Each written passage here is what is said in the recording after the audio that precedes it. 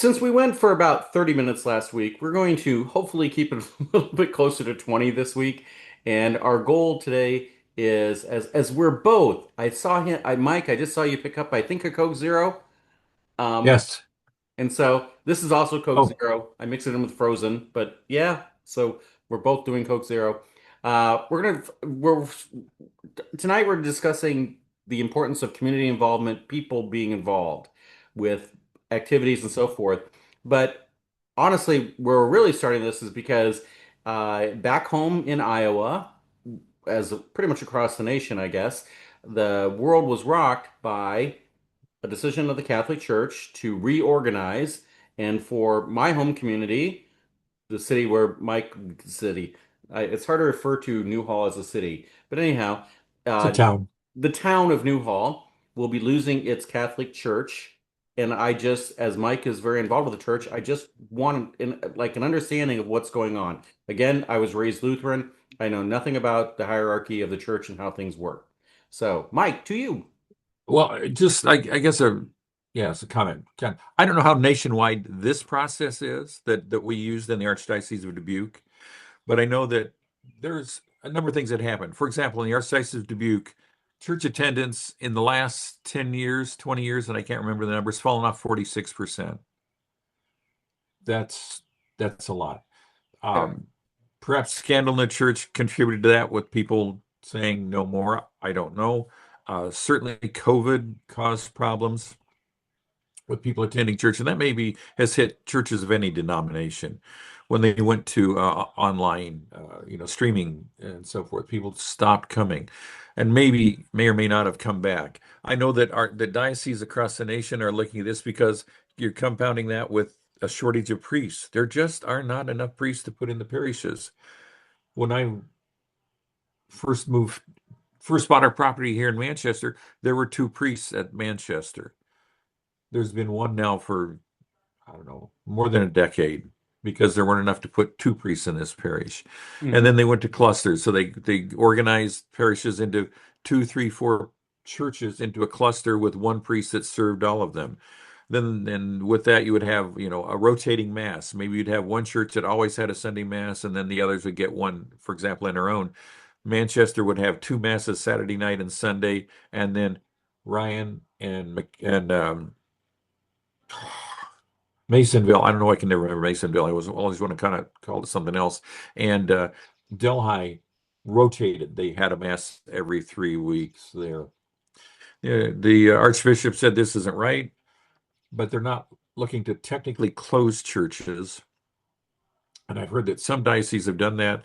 They're just closing them, they're erasing their history, and they're done. We're not doing that. They're consolidating into what they call pastorates, which is a larger geographic grouping. And we're in a group that covers, I can't tell you the county line. We do go into Dyersville and north to Edgewood and south to Ryan. We don't go to Hopkinton. We go east to Masonville and parishes in there. We'll have three masses in Manchester in English, two masses in Dyersville in English, and one mass in Dyersville in Spanish, a mass in Edgewood every Sunday, and a mass in Delhi every Sunday. Interesting. They will I knew stop West doing Liberty. rotations. I knew And the West other Liberty parishes, had a Spanish mass because they have a large Spanish population with whatever meatpacking plant was there. I didn't know of any other church that had a Spanish mass in Iowa. So that's interesting. oh yeah, Atumwa, did you say Atumwa? I didn't hear the town. No, I West was, Liberty, I knew they had one, but Ottumwa has okay, and Spanish as Atumwa's had well. a Spanish mass. Oh, I was directing down there 3 summers, 2014, 15, and 16. Spanish Mass at St. Mary Parish there. In their mass, one Sunday Mass was Spanish. So it's not uncommon because we know there are a lot of Spanish speaking people, in the state. So hmm. all those other parishes in our pastorate will not have a Sunday Mass. Yes, they are closing the church for that respect, but they can still have a funeral, a wedding, a baptism there. So though, the parish itself is going to go away, but they can still utilize the church for special things like that. So like the I've Newhall, learned so you're more, saying the Newhall Church is not probably going to actually close, it's just not going to be holding regular services. right. Okay. So people that live in Newhall could say, we want to be married in this church. Okay. And in all those masses I talked about in our pastorate, we're going to have four priests serving all those and probably three deacons, which are ordained ministers. They're called the permanent diaconate. If you're becoming a priest, you get ordained a deacon, but you're transitory deacon, transitional deacon, because you'll transition to a priest, an ordained priest. As a married man, you can be ordained as a permanent deacon. So it's kind of a step there. They're not a priest. They can't do everything a priest does, but they assist priests. They can do weddings. They can do funerals. Only the prayer service. They can't, in the Catholic Right. Church, say Mass. They can't consecrate the Blessed Sacrament, if you would. Right. Right. Okay. Okay. And I've also That's a learned, good, I mean, yeah, anyhow. okay, and a little thought, because you mentioned community involvement. This has all been guided by an online um, service I'm sure they've subscribed to called Journey in Faith.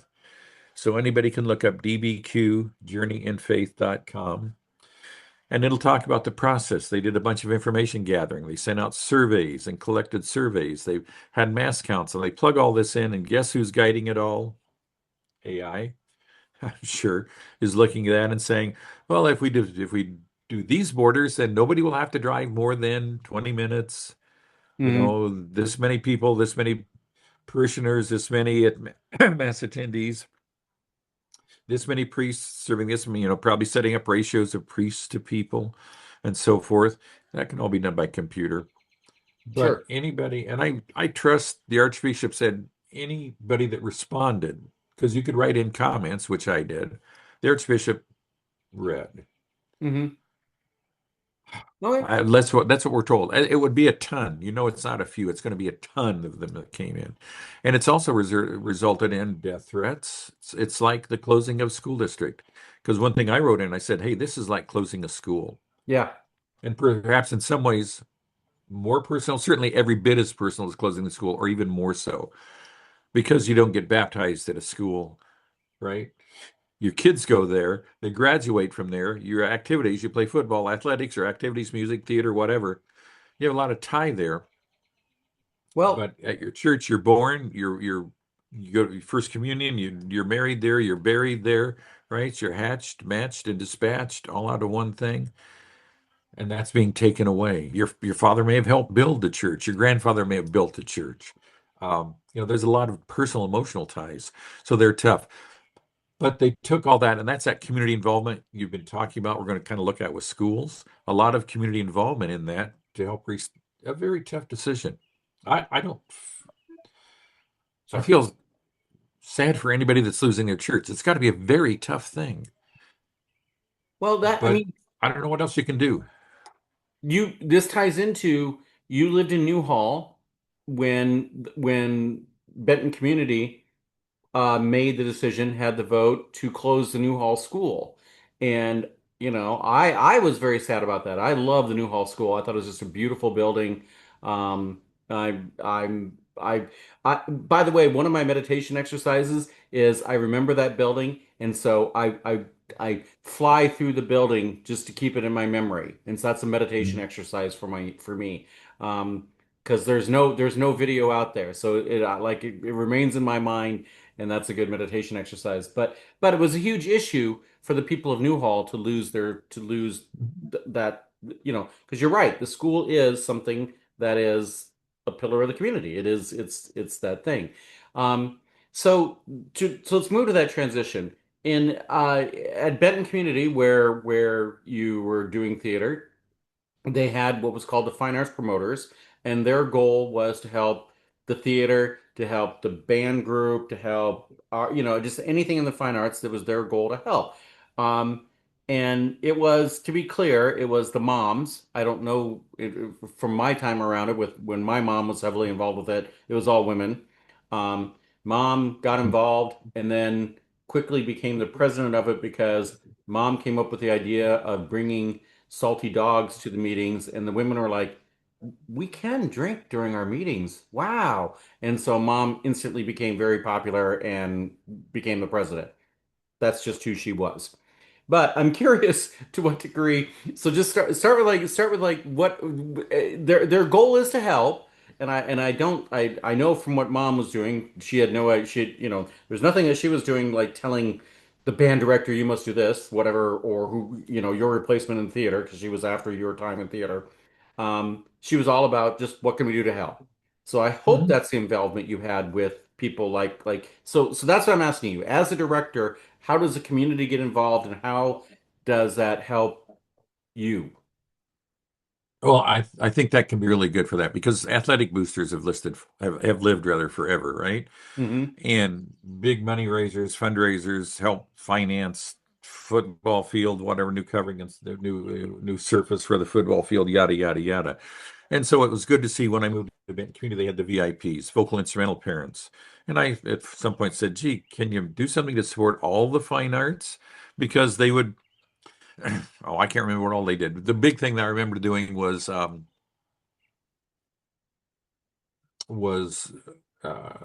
supporting like our fine arts banquet, our thespian banquet, uh, the madrigal dinner. They were the people, the volunteers we could go to do things like that. And I see that happening very strongly here in West Delaware. They're the Friends of Music, so they support the music and the the auditorium itself with, they'll donate because they raised some pretty good money, like $10,000 for a new sound system or something like that. We we got, I don't remember getting donations as such from them, but we got support from them when we needed parents to do meals for something or to Right. put That I mean, together a banquet. I know when mom was involved with fine art, which for the record, so you're the one that switched to become fine arts promoters. Like you got Benton. This would have been before my time in high school, obviously. Yeah. So you were like, let's make this more of an umbrella organization to support all of fine arts. I asked them to do that and they said, yeah, we'll do that. Yeah. Okay. Okay. I Um, so yeah. my memory of what mom was involved with, I'm sure they gave some money or whatever, but it was really more things like, truly the women put together the dinners. I know they were heavily involved with Madrigal. I remember mom working with Yeah. Madrigal after, and those sort of things that and like when costumes need to be made, they went and sewed and did things like that. So, um, yeah, more than financial, but Yeah. yeah, And here in West Delaware, it's a lot of financial support as well as other things. They're again they're friends of music, but they are involved in like, oh, maybe the theater productions. They might set up concessions for intermission, um, so people come out and can have some little snacky things and a little cup of lemonade and chat during intermission or something like that. So yeah, they can do a good thing, and some are big enough they can do money things. There's money needed. A lot of times to replace equipment, right? You can build a building, but nobody really funds that right, ongoing maintenance or right, replacement of stuff, right? Gee, we need new seats, we need new carpet, we need new lights, we need new right, sound. We don't have any money for that, and the school district doesn't fund that stuff very well. right. Uh, Yeah, that's not sexy. Getting your name on a yeah. building or whatever, an initial thing is sexy. Maintaining it is not. Yeah. But That's if we want a new football field or we need to put artificial turf on a football field, you probably get a lot of community support for that. right, But right. that's the same everywhere. Yeah. And, Um, and so but okay, so Benton Community, I'm aware of what they had because I went through it myself. But like you then went on to UNI and then on to Jefferson for major parts of your career. Like to what degree when you were working when you had the community support and I don't know the community support you had at the other two places. So like how important is it? And then what are you missing when you don't have it? well, we didn't have it at Jefferson um, in that same The way. school the size of Jefferson, you did not have it? No, Wow. boy, Okay, maybe that I'm just shocked misreading. me because I mean, Yeah. Jeff had I don't know what the graduation class size, but I think it's 400 per class, at least 300 Oh, per. well, maybe at that time it was about 400. There might have been. No, we had. That doesn't say we didn't have some parental support, but as a group, now the music probably did because they had to have a trailer to move equipment when they were going to perform and all that other good stuff to take the marching band out. Um, But then how did that affect you by not having that then? By not having, you know. I guess we've called some parents to do things, but the theater at Jefferson was very self-sufficient. We had a tech director, so our sets were built by students. Some places, you got dads that come in and build your set. They do that at West Delaware because they do not have a tradition of having a tech director or somebody involved in building the set who teaches kids to build theater sets.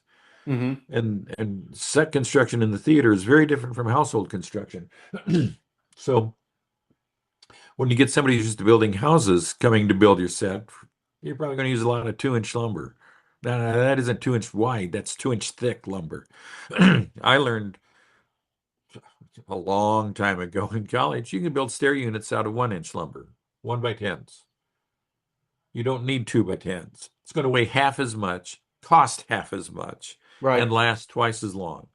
Well, right, no, it's going to last just as long because you're going to leg it up, take the legs off, go store it. You'll reuse it. right. There's a different kind of construction for set construction, and so I was lucky enough to work with Jim Irby and Kent Andel at Jefferson. Great tech directors, good designers. Jim was a master, absolute master at painting backdrops. Just really did beautiful work. Great set designs. Kent was creative, good set design, but they understand set construction. So at Jefferson, we were self-sufficient. Bob Geider, that I worked with, was a costumer as well as a terrific director. So we had buku costumes stored in the theater that Bob had designed and probably personally built quite a few of them because when he was done at school, he'd go work on costumes until it was time to do rehearsal. And I often say he had the greatest ability to take the ugliest material, ooh, that is really ugly and gaudy, oh, and make beautiful costumes out of it. In the end, it would look really cool from what he would put together. So we didn't have parents sewing costumes necessarily. Maybe if you got in a bind and you need a lot, there would be some you would call on. They didn't build set, right? Uh, so it was a very different thing there. Thespian banquet, we would go someplace too. It wasn't necessarily done by the parents like the FAPs did. So just a different experience. What would they not have like Bend Community? Well, you would have the Madrigal Dinner, which was a fun thing that we started with Carol Trillo, Christy Berger, and I, which was, creating and pattern off one that is done in other schools, specifically University of Northern Iowa at that time at the Price Lab School. But, teaching kids to sing Christmas madrigal music and Christmas music specifically. Well, the magical dinners were so much fun. I didn't participate. I just went. Yeah. Mom and I went, and so we just And paid they do for the ticket. And a so, but special I meal, really enjoyed it. Those were and and we'd talking to put it in the my best friends cafeteria. from the class of '87. Their happiest memories were doing the madrigals. That's Yeah. like that is yeah. So. So it was like dinner theater with music. So you'd have a special meal, do it in the cafeteria, use stage lighting so it was very dim, lights on the table, kind of a Tudor background behind a main table that the madrigal singers would sit at, and they would do music and entertain. It was really a very nice evening, just warm and fun and nice music. I So that wonder if was they fun still to do do. it. I would enjoy going to that again. I haven't been since high school, so that was really a lot of fun. So, Don't know. Don't wow. know.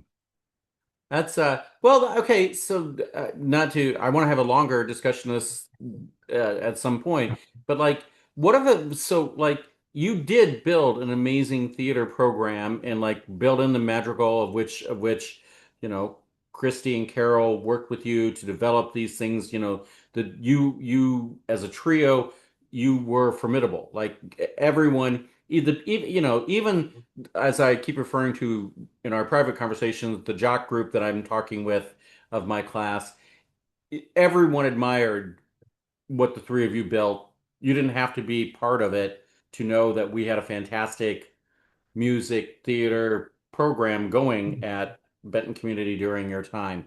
Um, Which is not to say they don't yet today.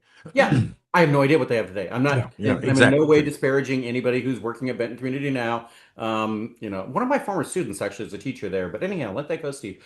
Um, uh, but my point in this is like to what degree do you feel some like if I were in your shoes, I'd want to know if the madrigal that I helped create, if Mm. it's still going or not. Yeah. Sometimes when I move on, I move on. Okay, you know, Um, I brought and I so got involved in my own stuff at Jefferson or at the lab school when I went to Price Lab from Benton Community. I went to Price Lab. It was a 2-year term appointment at the university, so I did my 2 years. That was ended. Then I moved to Jefferson, which was, an even bigger school system because at the lab school, and again, kids built everything under my direction, which was what Ken Batsir set up. I mean, that was the pattern there. 2 shows a year, 2 shows a year at Benton Community, but also speech and then the Madrigal Dinner. Got to Jefferson, we did 5 shows a year. And wow. Bob Guider directed three, and I directed two a year. So we split that up. We had a tech director that checked them all. And then I supported him through marketing and so forth. And he did with all the shows and posters, yada, yada. And he did costumes for everything. Um, so, just got involved with things that took all our time and And went so back to you see my kids in shows. so you I mean but the fact is you created a cooperative experience that worked. I mean, Mhm. it's not, of course, for us students, we took it as a given that Christy, Carol, you were, the three musketeers of the fine arts program, and we worshiped you and so forth. But it's not necessarily a given that you're going to love the, you know, it's great that you guys had that relationship, but that's not a given. Is it? Or okay, No. let me rephrase that. I work in a world, I work in business colleges of which the relationship the three of you had, I've never seen recreated in the places I've worked. I'll leave it at that. Well, I will say I was lucky because, I didn't work with Carol all those years, right? When I started there, there was a different band director. I'm trying to think who all was band directors then. Might have been Ron Howell. He came up from the middle school and did the high school. But there were a couple others that I did not have a good working relationship as band directors who supported the musical Hmm. with with the pit band. Not comfortable, not good. Carol did the music and the vocals and the instrumental, and it was a great relationship. Christy stepped in, did choreography, did other stuff for us. We just kind of were a team, did artwork. Um, we just clicked, and that was cool. And that was probably one of the neatest working experiences that I can Yeah. I can point to. And it was good for you kids, right? Because you got Oh, somehow it you was just it wonderful. worked, it clicked. We had unbelievable respect for the three of you. It's like and as I was referencing, even the people who were not at all involved with theater, everybody knew that the respect for your program was across the whole community. So, yeah. It's good. Yeah. And you don't always have that. And you're right. When I got out into not-for-profit management, worked with some great people, had some other people that were not fun to work with, a couple of them that I fired, finance director that he was hard to work with and he was difficult and he thought everybody should report to him and he thought he should control everything. And it got to the point where he was toxic and Right. other people saw him as toxic in the organization. So I let him go, and then he wrote a long paper to my board to say this is all this bad stuff that I was doing with my membership director. We were violating the law, yada yada yada.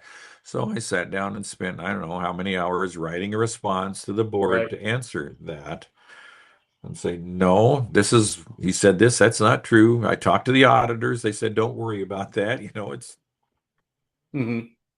Right. and the fun thing is when you work with adults, you think when you work with kids, you got to deal with, tempers and I don't know, working with kids. Hmm. You just got to deal with kids. And when you get with adults, you think, well, I'm not going to have those problems anymore. No, you do. And the problem is they're old enough to know better, and they don't. they don't behave any better, right? You're laughing because you No, know I it's know. true. I'll explain why I'm laughing in a moment. You continue. I will explain why I'm laughing. Go. Yeah, Keep going. that was my view. That, and that's not to say everybody, because when I was at the association, the Educational Theater Association, I worked with some really fine people, really dedicated people, because I just wanted folks that believed theater makes a difference in kids' lives, and if they could dedicate themselves to that and do the business, we're in good shape. And we had some great people. We really, really did. And a few that were, like, this isn't working. Um, and that's what it is. So why were you laughing so hard about dealing with people, with adults? I again, I was really close to my mentor in college, and he was department chair for business and econ. And anyhow, he came back from a faculty meeting once, and he like threw his bag, and and I have no idea what the issue is. I don't remember whatever, but we went out for lunch, and he said, the politics and academics is the most petty politics that there is because often the stakes are so low, but you know each other for so, again, at Co at least, everybody had been there forever. And so then personal grievances come into every decision that's getting made. And so, whatever it was that he wanted to get through, there were people who were throwing up roadblocks just to be petty politics. And so he advised me because I was not considering a career in academics at that time, but he was like don't go into academics because he's like it is the pettiest politics in the world. And then I ended up going into academics and oh, absolutely 100%. And so it's just like people argue over the dumbest things. Meanwhile, really big shit's happening over here that's not even being discussed, that gets passed through and no ramifications discussed. He what he said has proven true in my life 100%. And so yeah, what you're discussing, I totally buy into. And We don't. and I was at the university setting for 2 years, and because we were at the laboratory school, we were separate. We were the Department of Teaching, and that was the lab school. And our universe, at least for me, because I was new there, revolved around not the whole university, which some other people did, because we had PhDs and people that were leaders in education teaching there. Um, I wasn't involved in that. I was too new to it. But I did hear one fellow that recently passed away. His first year at UNI was the year I was in graduate school. He came there and stayed there, so that would have been 1970. And Jay stayed there for his whole career, but he commented at one point, nobody is any smarter than a first year PhD. That they know everything, because they've just got their PhD. And I thought that was an interesting comment. Uh, and that may be what you're referring to. Everybody's an expert, right? And so Yeah. they I don't know. I don't want to disparage, because there are wonderful people Oh, in I'm will. university I'm setting very too. willing to disparage. I'm very willing to do it because and because I have a theory. I actually have a theory as to why this happens in higher education, and that is, all of us know have friends who've made millions of dollars, and You we're not. haven't. And so, because we could have used and again, this is particularly true teaching in the business college. We all know friends of ours that didn't go on for the PhD, didn't go into the world of academics, and they're making way more money, way more successful. And so there's a bitterness that comes into play. And so I think that fuels a lot of it. Um, so I How are we doing on time? yeah, so yeah, I don't I so the bottom line is that it's clear that good community involvement has worked well for you, whatever. So let's end this with like a what if there's an advice thing you have for people out there that actually do care about community theater, high school theater, whatever. What's the advice? How can they help besides writing a check? Well, I suppose that's always helpful. You just got to make sure it's going to go to the department and not to the school in some way. Right. Uh, Ask, what can I do? And And more than that, because a lot of times people say, "What can I do?" and you don't know what to say. It's much easier that puts the onus on the person you're speaking to. Well, what can I do? Maybe they can say you can do X, Y, Z. However, if you say their decision might be easier if it's a yes or no answer, do you need help with costumes? Can I organize parents to dinners, a meal before your performance, so the kids can come in and have something to eat when they come in early for their first call, their makeup and costume call, which they've got to be there, an hour, 2 hours early. Uh, do you need help with set? Do you need an artist to draw posters, or do you have kids that can do that? Can I coach a kid in doing that? Do you need help with sound? West Delaware's got a guy that's a sound guy at Northern Iowa that comes back and does really great stuff, and he's good about teaching kids to use the equipment. We had one in Jefferson who was a sound helper, but he always ran it. He didn't teach Right, kids to run the equipment. right, To say I've got this skill, can you use this skill? By right. doing that, the teacher can say yes or no, not well. What do I need? Or gee, I'm trying to manage everything. It's easier for me to do it than teach somebody to do it.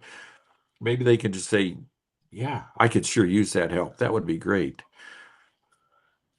you Well, need a photographer to come in and take headshots of your kids so you can put a display up in the lobby? Do you need somebody to come and take rehearsal shots so you can put pictures of the show up in the mhm. lobby?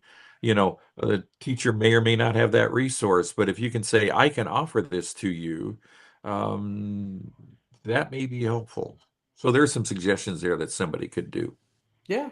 I remember Jim Magnafrow coming in and doing some pre-publicity things for, with the theater and so forth. And yeah, I mean, yeah, it really does take a village. And I just, for everything to be successful, as we were talking earlier, we all understand that for sports. That's why a football field people will always pony up money to redo a football field, whatever. But it takes a village for anything with the community. So that's a good place to end our recording.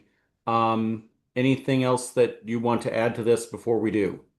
I guess one last thought is that the theater in some ways needs that because when you put a cast on the stage, depending on the show you do. Some people like to do casts with, elementary kids, they'll put 100 kids on stage. That's great because you bring in a whole lot of dollars in parents and ticket sales.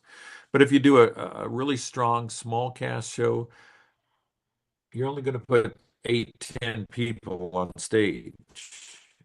A football team has always got how many kids that they dress?